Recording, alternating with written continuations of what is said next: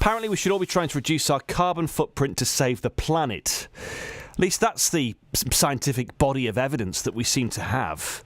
I know a lot of people are very sceptical about climate change, but the vast majority of science suggests that it's happening, suggests that humans are part of the cause, and maybe we could all do our bit to make a difference. I think these climate change protesters will probably be on the right side of history. The Lemon Kid doesn't agree. He reckons it's an agenda. I mean, there are many people who think that this is something that politicians are using to tax us with. That may well be true. Doesn't mean that climate change isn't happening, though. So what difference can you make as an individual? I've been asking people that question in Hessel. Well, that makes all these protests a farce. Protesting in London, they can't do anything. Do you support them? No, not at all. Why not? Because they all drove down in their cars, they flew from Los Angeles. It's all false. So I think everyone can, you take your litter home and everything else. So we can, if we all make small changes together, we can make a bigger difference. Yeah, but that's never going to happen, is it? Why not? Because we don't think alike. We always think better. Is that right? Yeah. Tell me why. Because we were trained to pick up and be polite and all that. Well, I also think, I don't want to make an assumption about how long you've been on this earth for, but yes. I think perhaps you've been part of a society which was less disposable than the one that we live in today. Fewer throwaway things. I've been part of both. And do you think we can learn from the past? Yes. Packaging, all sorts of things. I think in general, attitudes are wrong. It's already been done. Do you think it's too late? I think humanity should start growing up and seeing the fact that the planet will eventually die out.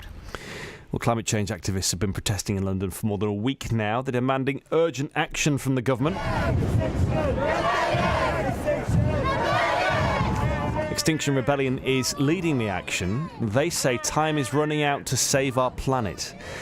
Richard Claxton is a member of the Hull branch of the group and joins me on the line now. Richard, morning. Good morning, James. Tell us where Extinction Rebellion have come from. They've just sort of popped up. They've become this big headline story in the news. Never heard of them a few months ago.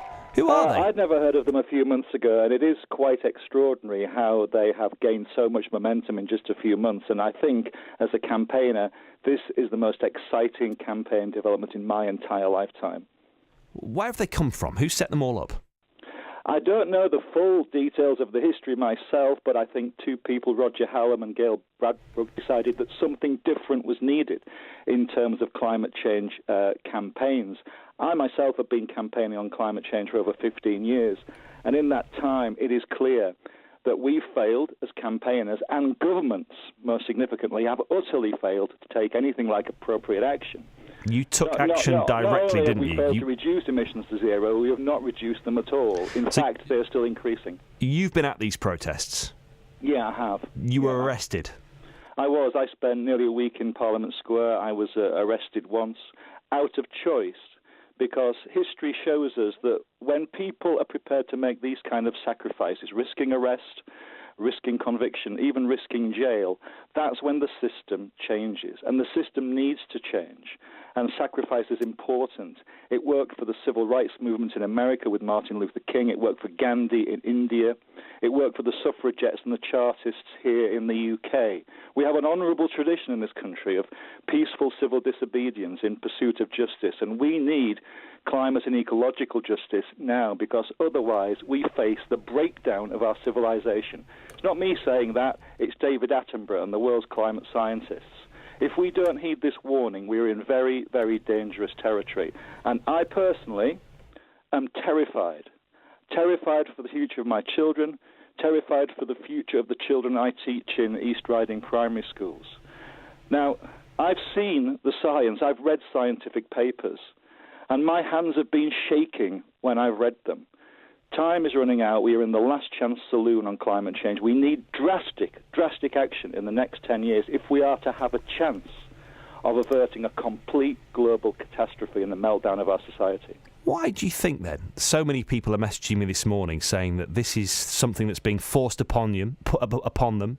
Governments are using it as an excuse to tax people, and no real change is occurring. There doesn't seem to be a lot of public sympathy coming in this morning for your movement.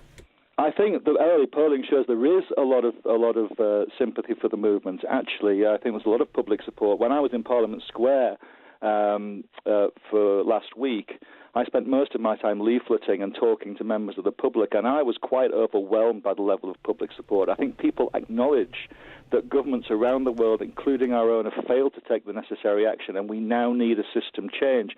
And people were very grateful. I was sometimes moved to tears by the gratitude people were showing us for being there and being prepared to make sacrifices. Well, that may be so. I mean, the people that come out and support you will always support you, but there'll be many people sitting at home who don't agree with the body of evidence and think that, you know, you're just causing disruption.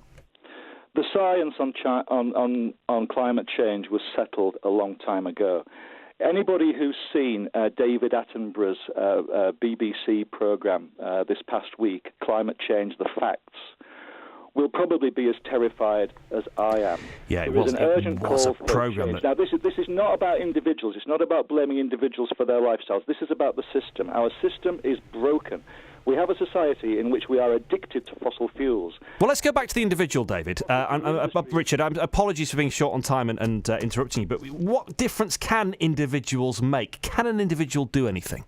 Well, I think we've seen this week around the world that individuals do make a difference because global media has been dominated by these protests where people are walking in the footsteps of Gandhi and the suffragettes and Martin Luther King. This is our last chance. Nothing else has worked. We have to make sure the system changes so that governments around the world make the green options for us in our lifestyles cheap and available. So what should individuals listening this morning do? Some people would say, well, we can't all be activists. But in fact, we can, because one of the best forms of activism is just talking to people, talking to one's work colleagues, friends and family, lobbying politicians with letters and emails, even donating money to organisations that you believe in. You can even call the media. You could call this programme in support of urgent action on climate change to protect our children's future. Time is running out. It's not too late, but we have to act very, very quickly. Richard, thank you very much for your time. Richard Claxton from the group Extinction Rebellion. What do you think of what he's had to say? Call the programme, as he implored you to do. Tell us how you react to what he's had to say. The number is 08000 665959, or you can text 81333 and start your message with the letters RH.